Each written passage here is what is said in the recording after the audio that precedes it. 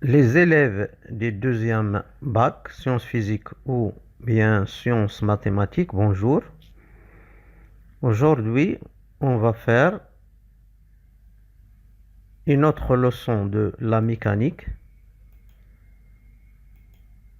mouvement d'un projectile dans un champ de pesanteur uniforme.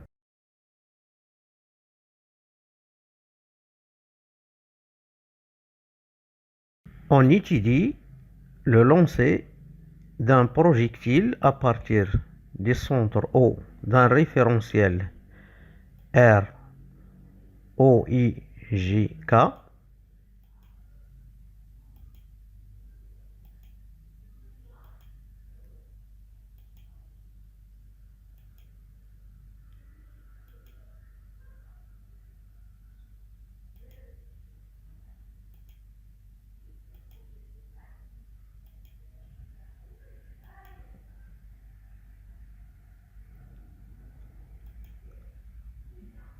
avec une vitesse initiale V0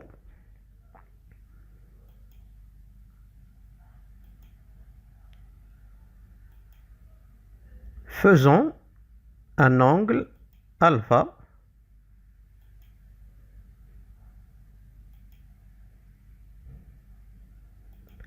avec l'axe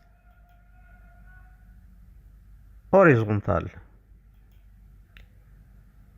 OX dans un champ de pesanteur G uniforme.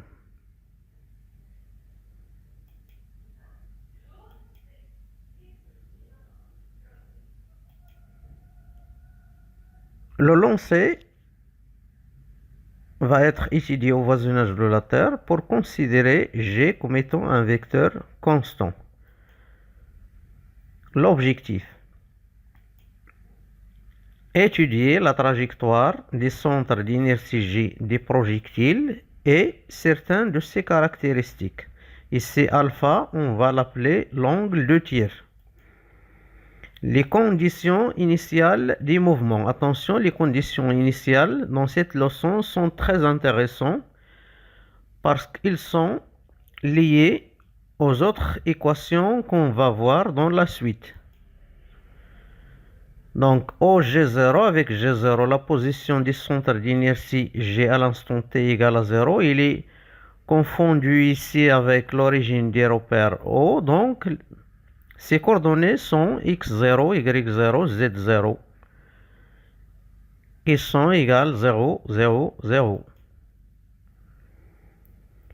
Donc, pour les coordonnées initiales des vecteurs vitesse initiale V0. Donc, ici, comme vous le voyez, la projection de V0 sur l'axe OX va nous donner V0X. Et la projection sur OY va nous donner une projection V0Y. Donc, pour déterminer les projections de V0, nous avons cos alpha est égal V0x sur V0, c'est-à-dire V0x est égal à V0 cos alpha. De la même manière, sinus alpha est égal à V0y sur V0. Donc, V0y est égal à V0 sinus alpha. La projection de V0 sur l'axe OZ est égale à 0 parce que V0 et OZ sont perpendiculaires. Les équations horaires des mouvements de G. Premièrement, déterminons les coordonnées des vecteurs accélération à G de G. Donc pour cela, il faut appliquer la deuxième loi de Newton. Système étudié, le projectile, bilan des forces extérieures, poids du projectile, P, application de la deuxième loi de Newton dans le repère galiléen OIGK.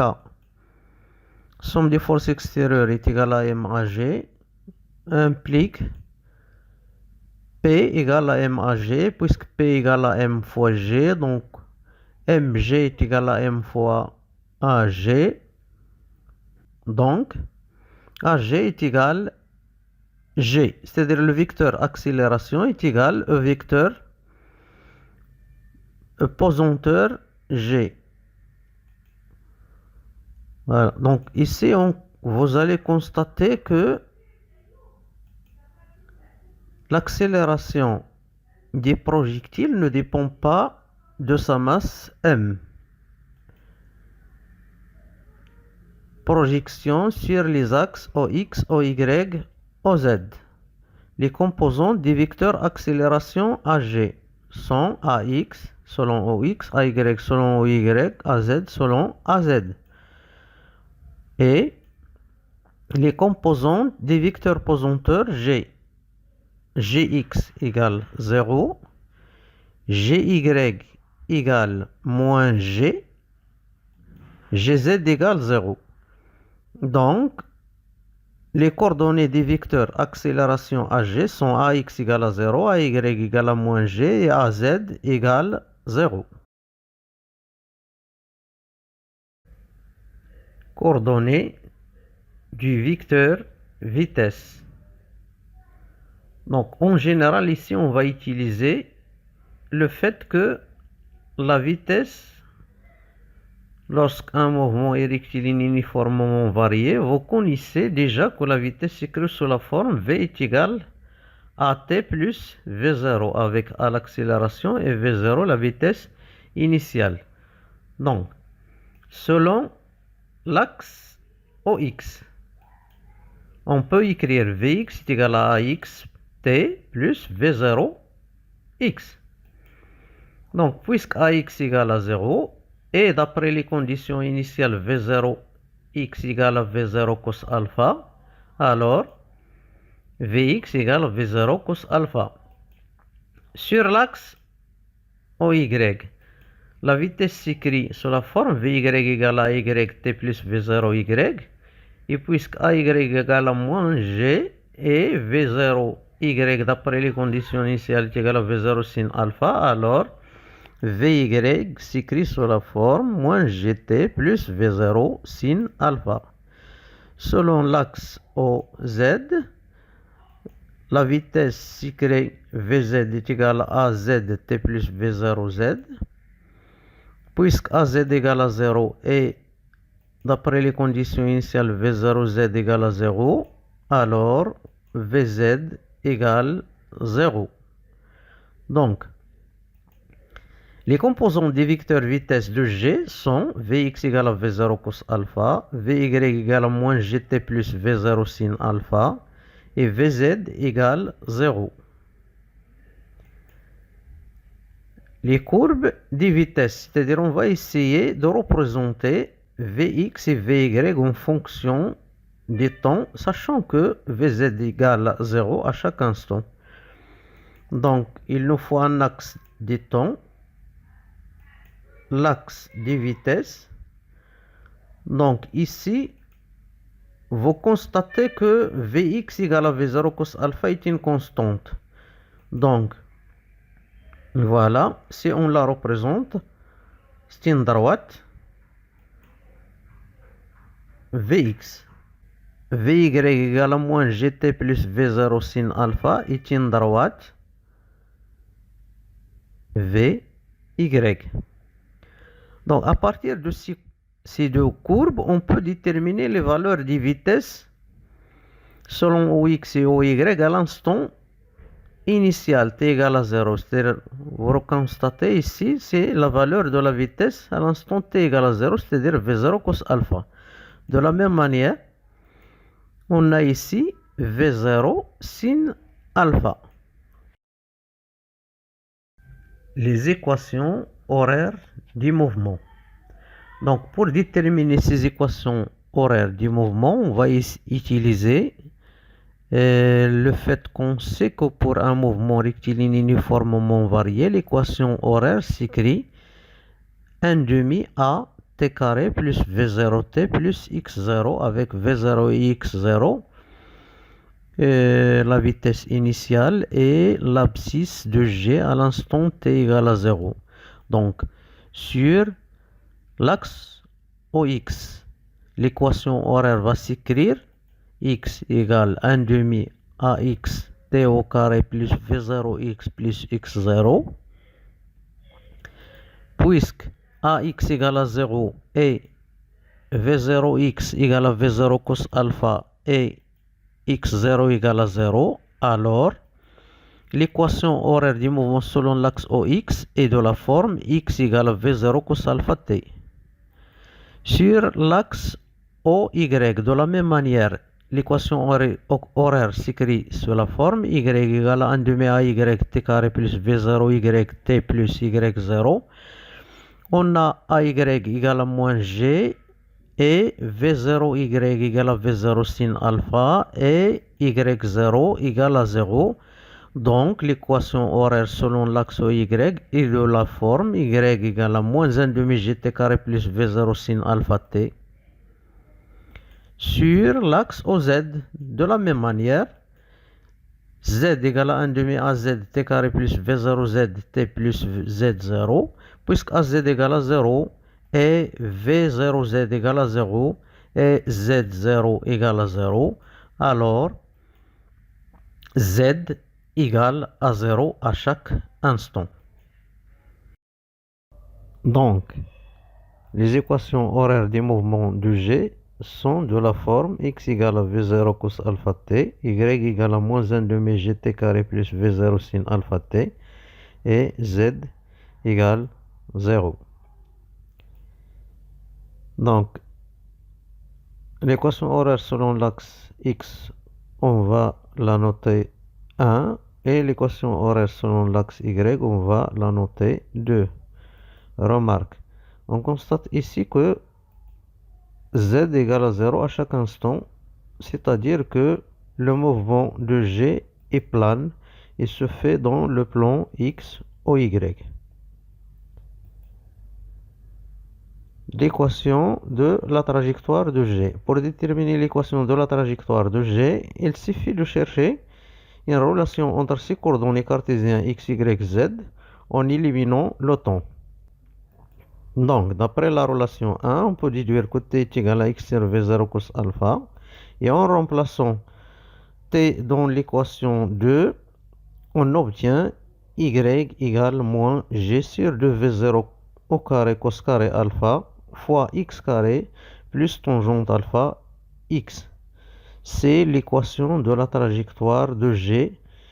On peut ici remarquer qu'il s'écrit sous la forme y égale à x carré plus bx plus c, c'est-à-dire que la trajectoire de G est une parabole.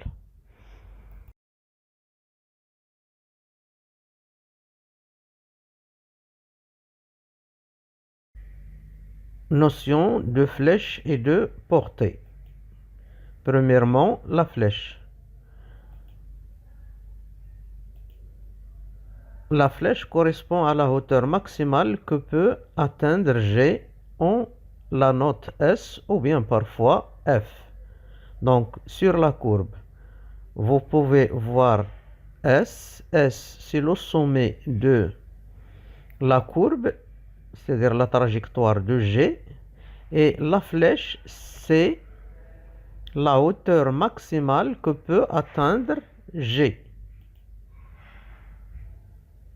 Donc, vous voyez ici, lorsqu'on représente la vitesse de G au point S, cette vitesse est tangente à la courbe au point S. Ici, il est horizontal. Donc, lorsque le projectile atteint la flèche, alors la composante verticale de la vitesse en ce point est nulle, soit Vyf est égal à moins GTF plus V0 sin alpha égale à 0. Donc, on peut déduire l'expression de TF qui est égale à V0 sin alpha sur G, c'est-à-dire l'instant où G atteint le sommet S. TF, l'instant où G est à sa hauteur maximale. Pour déterminer la hauteur maximale, YF ou bien flèche.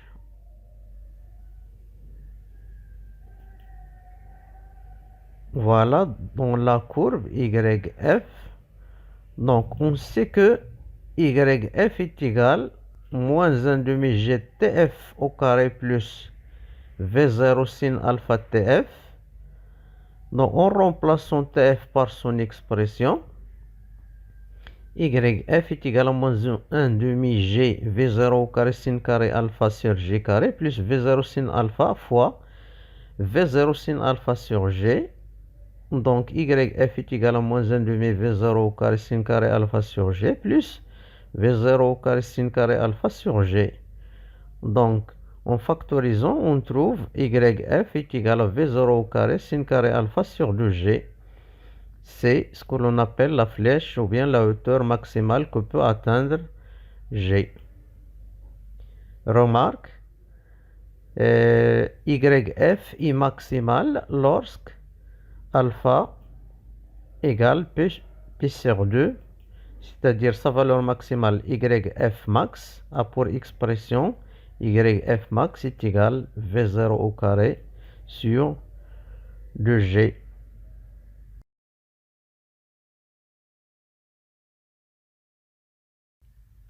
La portée. Comme vous le voyez ici, nous avons la trajectoire du centre d'inertie G du projectile.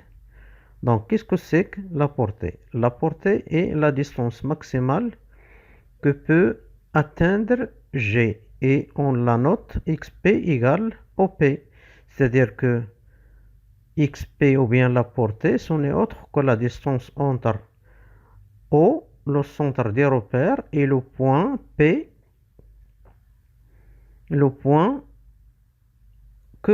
maximal qu'atteint le projectile.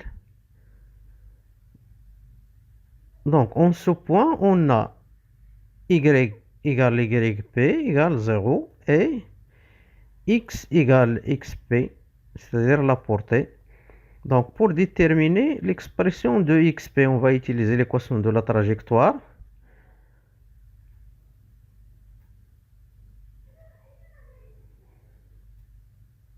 Yp est égal à moins g sur 2v0 au carré cos carré alpha xp carré plus tangente alpha xp égale à 0. En factorisant par xp, on trouve xp facteur de moins g sur 2v0 au carré cos carré alpha xp plus tangente alpha égale à 0. Et puisque xp est différent de 0, alors moins g sur 2v0 au carré cos carré alpha xp plus tangente alpha égale à 0. C'est-à-dire xp égale 2v0 au carré cos carré alpha sur g fois tangente alpha. Et en remplaçant tangente alpha par sin alpha sur cos alpha, on trouve xp est égal à 2v0 au carré cos carré alpha sur g sin alpha sur cos alpha. On va simplifier par cos alpha pour trouver que xp est égal à v0 au carré sur g sin alpha cos alpha fois 2. 2 sin alpha cos alpha, on sait bien qu'il est égal à sinus de 2 alpha. Et finalement, l'expression de la portée xp est xp égale v0 au carré sin de 2 alpha sur g. Remarque, pour que xp soit maximal, il faut que sinus de 2 alpha égale à 1, c'est-à-dire alpha égale p sur 4. À ce moment-là, xp max est égal v0 au carré sur g. شكرا على انتباهكم وإلى درس آخر بحول الله.